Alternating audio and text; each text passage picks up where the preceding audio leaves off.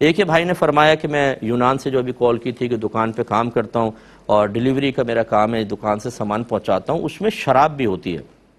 تو یہ شراب پہنچانا کیسا ہے؟ دیکھیں بھائی جان، آپ دوسری چیزیں پہنچا سکتے ہیں لیکن شراب کی بالکل قطعاً اجازت نہیں ہے، کیونکہ آپ کے نبی کریم صلی اللہ علیہ وسلم نے 10 افراد پر ایک ساتھ لعنت فرمائی، مثلا شراب نچوڑنے والا، شراب بھرنے والا، شراب لانے والا، لے جانے والا، پینے والا، پلانے والا، پہنچانے والا، ان سب پر اللہ کی لعنت ہو۔ تو یہ شراب بالکل نہیں پہنچا سکتے، آپ اس سے اجتناب کیجئے۔ اگر آپ